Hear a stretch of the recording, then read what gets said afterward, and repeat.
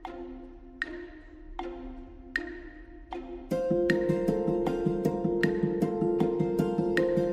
my name is Benny, the founder of AWA Conference. This video contains with lots of precious information and some exciting stories by our Alpha speaker, multi-million-dollar entrepreneur, motivator, and best-selling author, Mr. Bong Chandra. Thank you. Selamat siang semuanya. Hari ini saya akan berbagi 10 menit ya mengenai sebuah topik bernama Masterpiece Part 2. Jadi bagi pemirsa yang belum mendengar yang Part 1, Anda bisa cari di videonya dengan judul Bong Chandra Masterpiece. Nah, hari ini saya ingin memulai dengan sebuah kisah dari seorang yang bernama Mel Fisher. Nah, siapa orang yang bernama Mel Fisher ini? Nah, Mel Fisher adalah seorang pengusaha yang sangat terobsesi untuk mencari sebuah harta karun dari sebuah kapal perang Portugal yang tenggelam tahun 1622. Nah, jadi ada yang konon mengatakan bahwa itu hanya dongeng. Ya, daripada habisin waktu, habisin hari tua, habisin masa muda, cari sesuatu yang belum tentu benar. Banyak orang menyarankan ngapain kamu terobsesi begitu luar biasa, tergila-gila untuk cari harta karun tersebut. Nah, sampai akhirnya dia berusaha untuk mengejar mimpinya. Sama seperti Philip Pettit, Mel Fisher mengumpulkan beberapa teman-temannya untuk mencari harta karun tersebut. Dan luar biasanya, demi mengejar impiannya, demi mengejar obsesinya, dia berhenti menutup tokonya. Dia punya toko surfing, ya, dia adalah seorang entrepreneur, dan dia tutup hanya untuk mencari emas. Dan pada saat orang mencari yang pertama kali, hari pertama selalu hari yang kita masih penuh dengan harapan, kita masih semangat, dan masih optimis. Ya, bahkan Mel Fisher membuat sebuah quote, ya, membuat sebuah motivasi kepada timnya. Jadi hari pertama menggebu-gebu cari, nggak ketemu. Begitu nggak ketemu, besok paginya Mel Fisher bilang sama panitianya, ya sama teman-temannya, dia bilang seperti ini, nggak apa-apa, kemarin kita nggak ketemu. Hari ini pasti kita ketemu. Dia bilang, today is the day. Hari ini adalah harinya kita pasti ketemu. Jadi setiap pagi dia bilang seperti itu kepada para timnya. Dan hari kedua ternyata nggak dapat juga. Ini udah di tengah-tengah laut. Hari ketiga nggak dapat juga. Pagi-pagi di hari keempat, dia juga motivasi timnya, dia bilang, nggak masalah, kemarin kita nggak ketemu. Hari ini pasti ketemu. Today is the day. 1 minggu, 1 bulan. Ya, ternyata motivasi itu kalau hal yang sama, ngomongin hal yang sama, awalnya dia termotivasi, setelah sebulan, orang-orang mulai berpikir. Logikanya mulai berpikir. Ini ada nggak ya? Bener nggak gua sampai ninggalin anak, keluarga, orang tua, pekerjaan, jangan-jangan setelah udah menghabiskan sebulan atau bahkan setahun, nggak ketemu harta karunnya. Sebulan orang timnya mulai ngeyel, ya mulai ngedumel, ya mulai mengeluh. Sampai akhirnya tetap Mel Fisher memotivasi, membakar mereka, katakan today is the day. Ternyata begitu masuk ke 6 bulan, satu persatu dari awak kapal mulai pulang dengan kapal yang kecil, kembali ke kota mereka, kembali ke negara mereka. Ini cuma dongeng, Pak. Nyerah mereka. Setahun pertama, krunya mulai berkurang. Nah, setelah itu, Mel Fisher mulai mengganti kalimatnya. Bukan lagi today is the day. Tapi apa? Tomorrow is the day. Nggak apa-apa hari ini nggak ketemu, tapi besok pasti ketemu. Tomorrow is the day. Setiap malam, capek, gosong, kulit hitam, haus, cari nggak ketemu. Mel Fisher bilang, tomorrow is the day. Besok pasti ketemu. Besok adalah harinya. Dan singkat cerita, akhirnya Mel Fisher ketemu harta karun tersebut. Ditemukan 40 ton emas. Ada kebayang nggak 40 ton emas nilainya kalau sekarang itu berapa? Lalu ditemukan 100.000 keping perunggu, silver, dan gold. Ya, perunggu dari Spanyol, koin dari Spanyol, koin dari Kolombia. Dan banyak sekali alat-alat pernak-pernik perkakas yang tak ternilai harga seninya. 40 ton emas ditemukan. Membuat akhirnya Mel Fisher menjadi seorang yang sangat kaya raya. Orang-orang penasaran, berapa lama waktu yang dibutuhkan Mel Fisher untuk menemukan emas tersebut? Ada yang tahu kira-kira berapa lama? 16 tahun. 16 tahun. Di video part yang pertama, Masterpiece, saya mengatakan bahwa setiap orang punya satu panggilan dalam hidupnya. Kita hidup ada yang sampai 60 tahun, ada yang sampai 70 tahun, ada yang sampai 80. Kalau kita beruntung sehat, sampai 100 tahun. Lalu apa tujuan hidup kita? Tujuan hidup kita adalah untuk memenuhi panggilan kita apa? Panggilan kita sebagai manusia ini apa? Ada yang panggilannya sebagai penyanyi, ada yang panggilannya sebagai public figure, ada yang panggilannya sebagai politikus, ada yang panggilannya sebagai seorang karyawan, ada yang panggilannya sebagai seorang pelukis. Mel Fisher panggilannya adalah untuk menemukan, mengejar obsesinya, menemukan harta karun. Dan terkadang untuk menemukan satu panggilan hidup bisa memakan waktu 16 tahun seperti Mel Fisher. Apa yang Mel Fisher lakukan adalah dia berhasil menciptakan satu masterpiece di dalam hidupnya. Dan sampai hari ini ya pemerintah di negara tempat Mel Fisher menjadi warga negara dibuatkan museum Mel Fisher. Dia sangat kaya dan dia sampai punya museum. Saya ingin mengajak kita semua belajar ya dari pengalaman hidup Mel Fisher. Beberapa dari kita ketika kita mencoba satu hal baru, pekerjaan baru, job baru, atau kita menciptakan sebuah produk baru. Ketika kita mendapatkan satu penolakan, dua penolakan, satu kegagalan, dua kegagalan, tiga kegagalan, coba satu hari atau satu bulan, kita mulai lembek. Saya nggak kebayang kalau misalkan kita terus berusaha sampai 16 tahun dan membohongi diri kita dengan pura-pura semangat, dengan ngomong tomorrow is the day, seperti yang Mel Fisher lakukan. Saya percaya mungkin nggak ada orang kedua seperti Mel Fisher. Nah, apa yang membuat orang-orang seringkali berhenti ketika mereka justru hampir sampai untuk menciptakan masterpiece mereka? Bagaimana cara agar kita bisa terus maju? Tips yang pertama, untuk kita bisa bertahan seperti Mel Fisher, kita harus tahu kapan kita berada di perbatasan. Teman-teman sekalian, di setiap kota, di setiap negara, itu ada yang namanya garis perbatasan. Ada garis perbatasan antara Indonesia dengan Malaysia. Entikong dengan Malaysia. Entikong adalah salah satu wilayah di Kalimantan. Nah teman-teman sekalian, ternyata walaupun jarak antara Entikong dengan Malaysia hanya sebatas satu garis perbatasan negara, tetapi nasib dari jalanan, nasib dari tempat yang ada di Entikong dan di Malaysia berbeda 180 derajat. Bedanya apa? Ternyata jalanan di Entikong itu terakhir di aspal tahun 90-an. Sementara jalanan di Malaysia mulus aspal, hot mix. Kemudian tidak ada rumput ilalang, semua dipotong, kafling dibuat, kafling matang, rapi, ada nomor telepon. Dan semuanya jelas tanah ini fungsinya apa, untuk apa yang boleh dan apa yang tidak boleh. Berbeda sekali 180 derajat, padahal hanya sebelahan. Bayangkan kalau misalkan Anda berdiri di tengah-tengah dari garis perbatasan tersebut. Anda bisa memutuskan, Anda ingin di Entikong atau Anda ingin ada di Malaysia. Bukan hanya Entikong dan Malaysia, demikian juga dengan Meksiko dan Amerika Serikat. Ya, Kelapa Gading dan Sunter. Walaupun hanya perbatasan, tetapi ruko di Kelapa Gading jauh lebih mahal harga propertinya daripada di Sunter. Jadi tugas kita adalah untuk kita bisa bertahan. Seperti Mel Fisher adalah dengan cara secepat mungkin kita tiba di perbatasan kita. Setiap manusia punya perbatasan dalam hidupnya mereka. Nah, kapan kita tahu? Apa tandanya bahwa kita sedang ada di perbatasan? Apa warningnya bahwa kita sedang berdiri di perbatasan?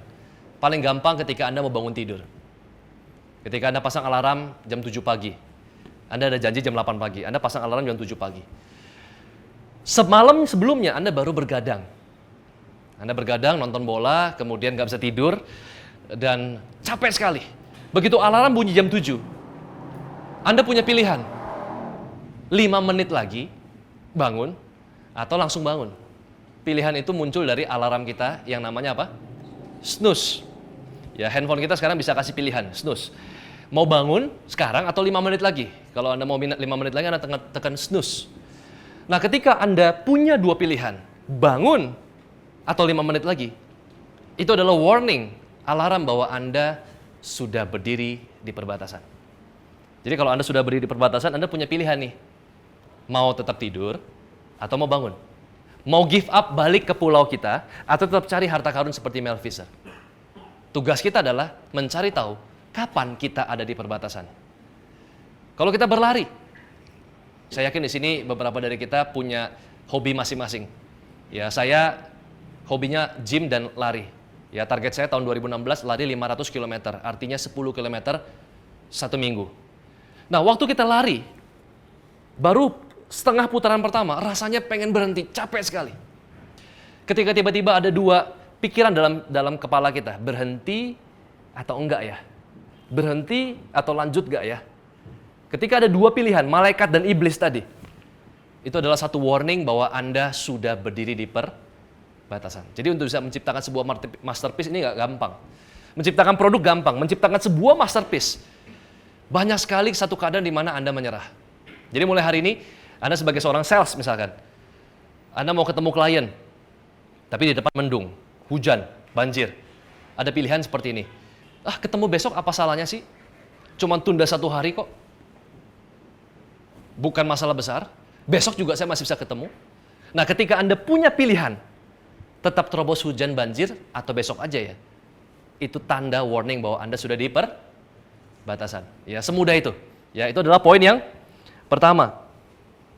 Poin yang kedua yang kita pelajari dari Mel Fisher untuk menciptakan sebuah masterpiece adalah jangan sampai hasil akhir mengubah siapa kita. Saya percaya kalau misalkan satu hari kita nggak ketemu harta karun seperti Mel Fisher, wajah kita bisa senyum dan nggak perlu dibuat-buat. Tapi kalau sudah 16 tahun nggak ketemu juga, saya yakin tuh senyumnya palsu. Betul ya?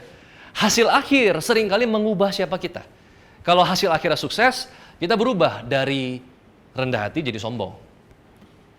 Kalau hasil akhirnya buruk, kita berubah dari optimis jadi pesimis. Ya, seringkali hasil akhir mengubah siapa kita. Nah, ini yang nggak boleh. Baru-baru ini dunia balap motor dihebohkan dengan kejadian antara Marquez dengan Valentino Rossi.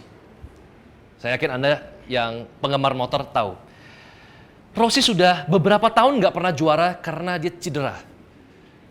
Sebelumnya dia sudah juara 9 kali, juara dunia MotoGP, Valentino Rossi. Nah, di tahun 2015 kemarin, dia sudah selangkah lagi. Sangat dekat dengan juara dunia yang ke-10. Tetapi di balapan pamungkas, sebelum balapan pamungkas terakhir, 2 balapan terakhir, dia diprovokasi oleh lawannya yang bernama Marquez. Marquez sengaja memprovokasi Valentino Rossi supaya Lorenzo bisa juara 1. Karena Lorenzo adalah kans terberat, lawan terberat yang membuat Valentino Rossi jadi gagal juara. Jadi Marquez ini sama Lorenzo sama-sama orang Spanyol. Valentino Rossi sengaja diprovokasi sehingga mepet dan Marquez terjatuh. Di dalam video terlihat seakan-akan Valentino Rossi nendang Marquez jatuh. Sehingga Valentino Rossi dihukum. Di balapan pamungkas final start dari urutan ke-24.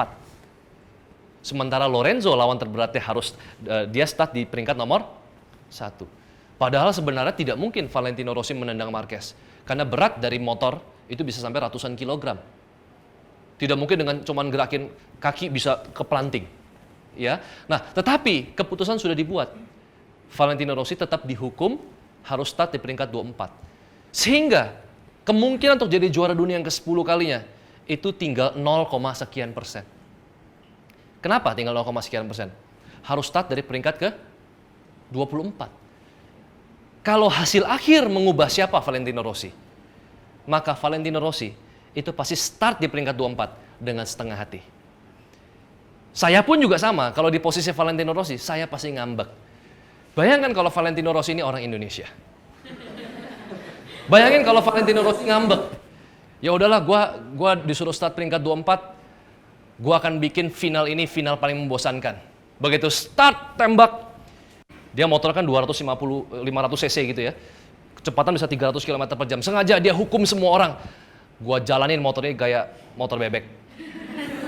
30 km per jam. Valentino Rossi. Anda bayangin kalau Valentino Rossi ngambek. Untungnya dia nggak ngambek. Untungnya Valentino Rossi nggak ngambek. Dia tetap start dan dia tetap melaju motornya dengan sekuat hati dia dan dengan sekuat tenaga dia, dengan segenap kemampuan dia. Dan luar biasanya Valentino Rossi dari 24 walaupun akhirnya dia kalah, dia finish di nomor 6. Berapa belas motor yang dia lewati. Jadi dari peringkat 24 udah pasti kalah, nggak mungkin menang karena Lorenzo start peringkat 1. Tapi dia tetap finish balapan tersebut 1 jam lebih dengan all out dan dia finish di peringkat 6. Dan akhirnya Lorenzo yang juara, Valentino Rossi cuma juara 2 karena pakai sistem poin. Tetapi seluruh penonton itu justru sorak memberikan standing applause bukan kepada Lorenzo tetapi kepada Valentino Rossi.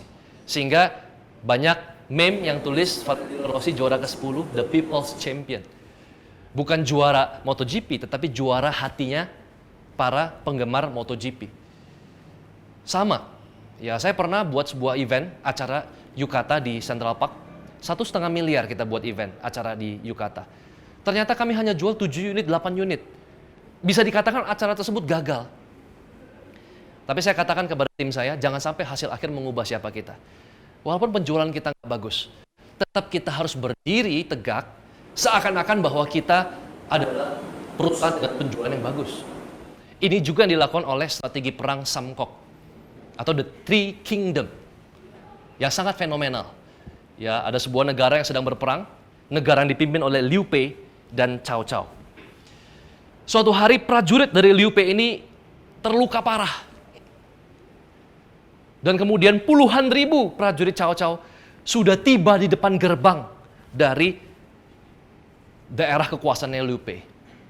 Nah lalu kemudian Liu Bei bilang sama penasehatnya namanya Zhuge Liang, gimana ini, kita harus kabur atau kita harus lawan? Sementara kita punya prajurit semua lagi terluka, ada yang patah kaki, ada yang patah tangan, ada yang baru meninggal, ada yang sekarat. Kalau lawan pakai ibu-ibu, anak-anak, dan warga sipil pasti kalah. Kalau kabur juga pasti kalah. Lalu dia tanya sama penasehatnya Zhuge Liang. Lalu Zhuge Liang sebagai penasehat yang sangat jenius dan bijak, dia bilang seperti ini, Pak, walaupun kita cedera, prajurit kita patah, sekarat, musuh nggak boleh tahu. Akhirnya Liu Bei bikin strategi.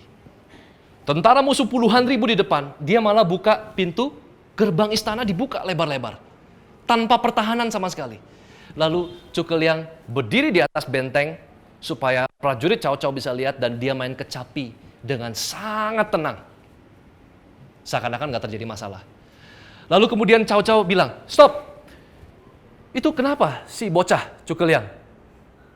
Katanya prajurit lagi luka, kata informasi dari kalian. Kenapa kok dia malah main kecapi? Tenang banget lagi. Jangan-jangan dia buat satu rencana jahat. Jangan-jangan di dalam ada jebakan. Anda lihat, kenapa kok dia buka pintu istananya? Jangan-jangan ada jebakan. Saya tahu persis itu bocah paling licik. Kalau gitu, kita atur strategi lagi. Balik, akhirnya balik. Padahal nggak ada apa-apa. Padahal kalau dia mau masuk, dia mau penggal Zhuge Liang, selesai itu. Ya, lagi main kecapi, penggal aja beres. Kenapa? Nggak ada tentara. Tetapi Zhuge Liang tahu persis rumus ini. Jangan sampai hasil akhir mengubah siapa? Kita. Jadi walaupun hasil kita nggak seperti yang kita harapkan, Anda tetap harus berdiri tegak. Seperti Mel Fisher dan berkata, today is the day. Kalau bukan hari ini, ya maka tomorrow is the day. Tepuk tangan paling meriah untuk kita semua. Yang ketiga, sekaligus yang terakhir. Mel Fisher tahu bahwa menyerah juga nggak mudah. Banyak orang berpikir bahwa menyerah itu lebih gampang daripada keep going. Menyerah itu juga nggak mudah. Menyerah nggak semudah yang kita bayangkan. Kenapa saya katakan menyerah nggak semudah yang kita bayangkan? Coba kalau seandainya kata sudah tahun ke-15, lalu Mel Fisher menyerah. Apa kerugian yang dia akan alami? Malu, nggak lihat anaknya jadi gede, tiba-tiba begitu ketemu anaknya udah kumisan. Anda bayangin, ketemu anak tiba-tiba udah kumisan. Udah punya cucu, dan kadang-kadang mungkin nggak tahu cucunya itu cowok atau cewek. Sementara saya pulang nggak bawa apapun. Berapa banyak rasa malu dan kerugian yang ditanggung kalau saya menyerah. Jadi, saya ambil kesimpulan bahwa menyerah juga butuh pengorbanan. Menyerah juga butuh effort. Menyerah juga butuh usaha. Jadi bukan sukses aja yang butuh usaha. Menyerah pun juga perlu take action. Buktinya, saya pernah main ke sebuah mall di Puri Indah. Lalu saya datang ke sebuah booth properti. Di dalam booth properti tersebut, berjagalah seorang marketing properti. Saya lagi cukup tertarik untuk membeli propertinya dia. Lalu saya datang. Begitu saya datang, dua marketing ini saya dapetin, dua-duanya lagi duduk, pegang handphone masing-masing. Dan saya nggak tahu kenapa kok hari itu saya begitu invisible. nggak kelihatan. Saya lewat begini mereka tetap main handphone. Ternyata saya tahu mereka berdua, dua-duanya males. Pakai bahasa tubuh, lu aja. Tapi mereka nggak ngomong. Tapi saya bisa dengar kata hati mereka ya. Mereka mimik, saya tahu. Akhirnya satu marketing terpaksa akhirnya nyamperin saya dengan terpaksa. Dan wajahnya sangat betul-betul terpaksa. Lalu kemudian saya tanya, ini harganya berapa? Semeter? 40 juta. Lalu ketika suasananya hening. Tik-tuk. Sampai akhirnya saya berpikir, wah kok suasananya dingin banget ya? Gimana caranya supaya lebih hangat suasana ini? Berarti gue harus ice breaking. Saya tanya lagi, udah lama jadi marketing? Setahun. Tik-tuk. Anda bayangin, yang jadi marketing dia bukan saya, tetapi saya yang berusaha ice breaking. Parkirnya berapa? Parkirnya 1:1. Tik-tuk. Ya udah, saya minta flyer, minta brosur, dikasih. Begitu saya pergi, dia nggak minta alamat saya, dia nggak minta nama saya, dia nggak minta nomor handphone saya. Dalam hati saya, luar biasa marketing ini. Ya, kenapa luar biasa? Karena dia punya skill yang nggak dimiliki oleh marketing lain. Dia bisa membuat orang yang tadinya tertarik menjadi tidak tertarik dalam waktu 3 menit atau kurang. Kenapa saya katakan ini skill? Karena butuh usaha. Bagaimana usahanya? Dengan cara dia cuek, dengan cara dia dingin. Jadi gagal saja itu perlu usaha. Apalagi sukses. Jadi saya sarankan kepada para pemirsa yang nonton video ini, kalau kita berpikir untuk menyerah, coba deh berpikir 2 kali, 3 kali, 10 kali, 100 kali. Kenapa? Karena menyerah juga butuh dikorbankan. Anda perlu berkorban sesuatu untuk menyerah. Anda juga perlu usaha. Sama-sama usaha, kenapa nggak kita pilih keep going? Lalu bagaimana Pak kalau saya nggak bisa, saya nggak punya skillnya Pak. Saya memang nggak pintar ngomong Pak. Saya memang orangnya pemalu Pak. Ya, saya memang orangnya pemalas Pak. Saya ketemu beberapa orang yang ngaku kenegatifan dari dirinya sendiri. Lalu saya bilang sama dia, kamu punya mobil apa? Oh, saya punya mobil Mazda. Kamu punya pacar? Punya Pak, 1. Ya jangan banyak-banyak, saya bilang. Punya orang tua? Lengkap. Adik? Ada. S1 nggak? Kamu berpikir negatif aja, kamu masih punya pacar, kamu punya mobil Mazda, kamu lulus S1. Kebayang nggak kalau kamu berpikir positif? Jadi jangan berpikir negatif nggak bisa membuat Anda sukses. Orang berpikir negatif aja masih bisa sukses. Jadi kalau saya ketemu orang negatif, saya nggak kesel. Kenapa? Karena orang negatif pun bisa sukses. Apalagi kalau dia positif. Nah, mari kita sama-sama belajar. Menciptakan satu karya, satu panggilan hidup. Masterpiece dalam hidup kita. Kita tahu bahwa tahun 2015 adalah tahun yang tough, tahun yang keras. Pertumbuhan ekonomi kita hanya mencapai 4,7%. Padahal tahun lalu 2014 5%. Banyak PHK terjadi. China mendevaluasi mata uangnya. Mata uang, kemudian minyak mentah dunia turun. Bahkan sampai saat ini di bawah $35 per barel. Banyak sekali terjadi uncertainty. Perang di mana-mana. Kecelakaan di mana-mana. Keadaan geopolitik panas. 2015 begitu tidak jelas. Tetapi kita bersyukur. Sekarang sudah 2016. Kita punya harapan baru. Mumpung sekarang masih di bulan Januari, saya ingin mengajak kita semua untuk kembali melupakan kegagalan kita di 2015 dan kita bangun kembali di tahun 2016. Saya dan tim melalui kesempatan ini merancang sebuah event bernama Alpha Conference 2016 yang akan diadakan hari Sabtu tanggal 27 Februari 2016 di Pullman Ballroom Hotel Central Park Jakarta Barat. Nah, di mana dalam event ini ya kami akan menggunakan sebuah tema yang menarik, yaitu Restore, Rebuild, Reclaim. Kenapa saya memilih topik ini? Restore, Rebuild, Reclaim. Yang pertama adalah kita tahu kita pernah rugi. Ya, kita pernah gagal di 2015. Bagaimana kita mengembalikan segala kerugian kita, kegagalan kita. Rebuild, membangun kembali. Bagaimana dengan sisa-sisa reruntuhan kita bangun kembali. Dan yang ketiga, reclaim. Kita rebut kembali kejayaan kita di tahun-tahun sebelumnya. Sebelum akhirnya kita jatuh di tahun 2015. 2016 pemerintah secara resmi sudah menyatakan MEA sudah terbuka, Masyarakat Ekonomi ASEAN. Artinya satu Asia Tenggara, perdagangan bebas di Indonesia. Sehingga kompetitor kita bukan lagi hanya 250 juta orang Indonesia, tetapi 700 juta warga ASEAN. Akan ada ratusan ribu pekerja asing masuk ke Indonesia. Vietnam, Philippines, Singapura, Thailand, Kamboja, Laos, dan lain sebagainya. Akan ada puluhan ribu produk dan jasa, sehingga produk-produk UKM dari Indonesia harus bersaing dengan mereka. Di dalam Alpha Conference 2016 ini, Restore, Rebuild, dan Reclaim, kami akan membahas bagaimana caranya agar kita justru memanfaatkan MEA sebagai kesempatan, opportunity untuk kita membalikan keadaan, take over the market di tahun 2016.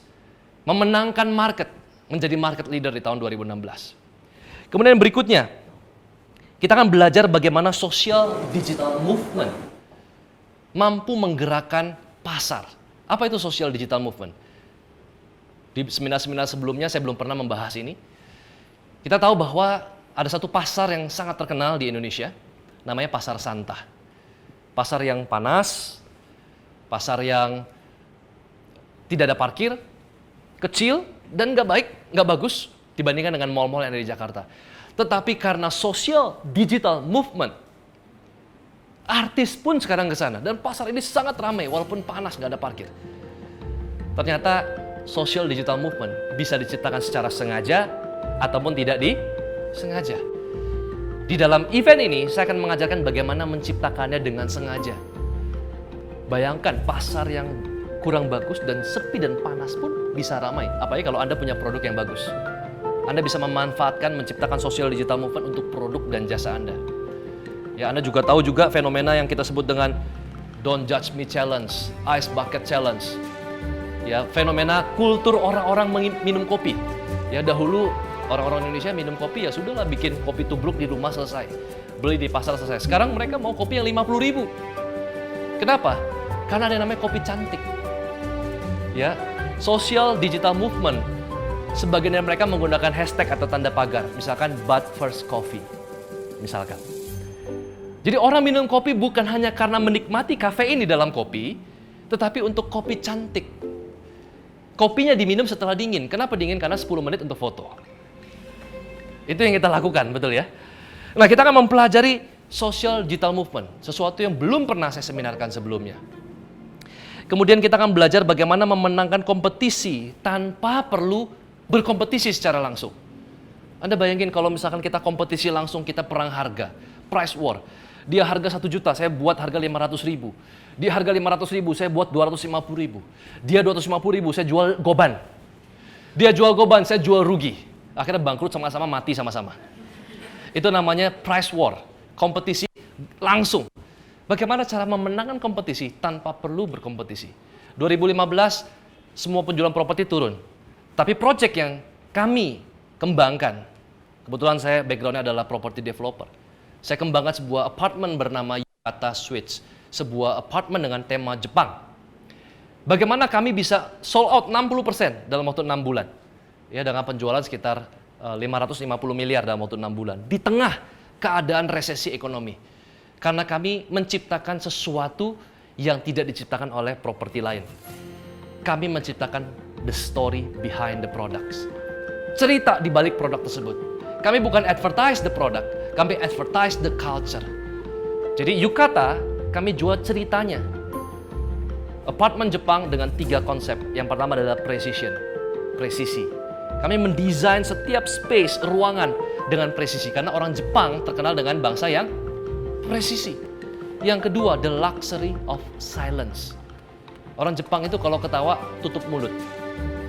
Ya, kalau orang Indonesia kalau ketawa kan buka mulut. Ya, kalau orang Jepang pemalu. Jadi bagi mereka mewah itu adalah bukan emas, mewah itu adalah hening. Jadi kita ciptakan sebuah apartemen dengan private lift yang hening. Lalu the therapy. Kita menciptakan sebuah hunian yang mampu memberikan pengalaman terapi 4 dimensi.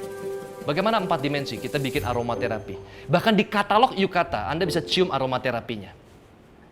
Kami juga ciptakan yang namanya onsen, pemandian air panas khas Jepang. Ya, di mana pagar proyek kami pun, ya, itu kami buat seperti pagar tradisional ada di Jepang dengan batuan alam dan keluar asap pada saat malam hari. Padahal pagar itu hanya kami bangun temporary. Jadi dalam waktu 2 tahun akan kita hancurkan. Tetapi kita buat konsep sedemikian rupa sehingga akhirnya orang membeli yukata bukan karena mereka belum punya apartemen, mereka sudah punya apartemen, tetapi mereka jatuh cinta karena cerita dari produk tersebut. Saya akan ajarkan di dalam event ini bagaimana berkompetisi tanpa berkompetisi. Dan yang terakhir adalah bagaimana mengupgrade bisnis model Anda menjadi 3.0. Apa bedanya model bisnis 1.0, 2.0 dengan 3.0? 1.0, Anda menjual produk. Dengan hanya menjual produk, orang butuh A, saya jual A. Orang butuh B, saya jual B. Itu namanya 1.0. Kenapa cadangan devisa Indonesia hanya 100 miliar dolar dan Singapura, negara yang jauh lebih kecil daripada kita, cadangan devisanya 250 miliar dolar. Kenapa? Karena Indonesia jual tambang, emas, sawit, batu bara, mentah. Jadi dijual RP1, namanya barang mentah. Tetapi di Singapura, dia beli dari Indonesia, dia olah dengan smelter. Sehingga dia jual jadi barang yang jadi dengan RP10. Dia masih ada surplus RP9. Itu membuat Singapura jadi negara kecil yang lebih kaya daripada Indonesia. Dengan punya smelter, dengan memberikan nilai tambah pada produk yang mentah, itu saya sebut dengan model bisnis 2.0. Tetapi, to be honest, 2016, 2.0 nggak cukup. Karena sekarang, ada model bisnis yang namanya model bisnis 3.0. Di mana model bisnis 3.0, keuntungan yang kita dapatkan bukan berasalkan dari laporan laba rugi. Kalau Anda lihat sekarang Indonesia banyak sekali booming produk-produk e-commerce. Ya, produk-produk e-commerce, belanja online, supermarket online, semua jual beli online. Anda tahu mereka mengeluarkan promo-promo yang nggak masuk akal, diskon 90%, 95%. Rugi nggak? Pasti rugi. Jadi sebuah perusahaan yang rugi, tapi ternyata mampu dijual kepada venture capital asing dengan harga sampai 5 triliun rupiah. Investor asing tidak lagi melihat yang mana yang untung, yang mana yang rugi. Mereka hanya melihat bahwa future development-nya akan bagus.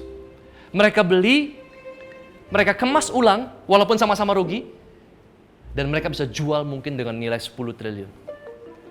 Dengan model bisnis 3.0, Anda bisa melipat gandakan nilai dari bisnis dan produk Anda.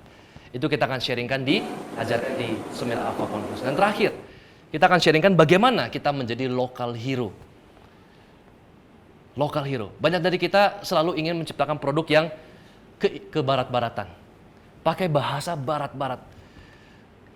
Kita minder pakai nama bahasa Indonesia.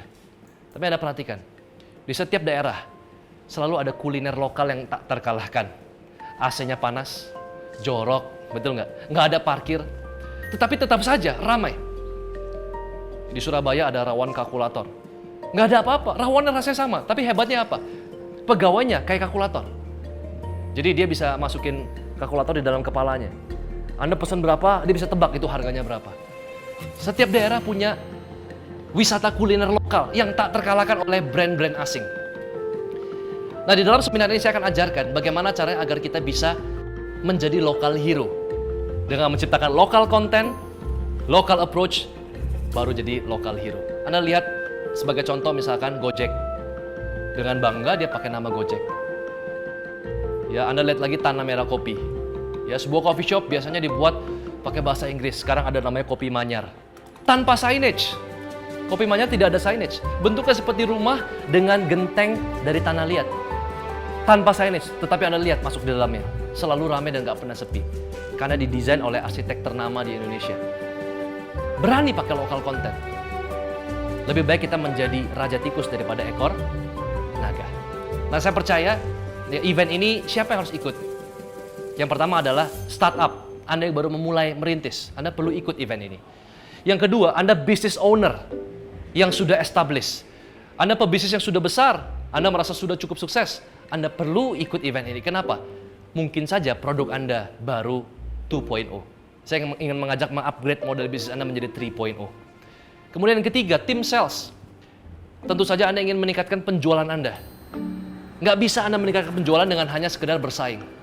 Tim sales, mahasiswa, ibu rumah tangga, dan siapapun yang ingin berkembang, Anda bisa hadir dalam event ini dari pukul 9 pagi sampai jam 5 sore. Bagi Anda yang tertarik untuk mengikuti event ini, silakan Anda bisa hubungi nomor yang ada di bawah layar Anda atau klik website kami yang ada di layar di bawah Anda. Terima kasih, semoga bermanfaat. Saya Bong Chandra, see you at the top.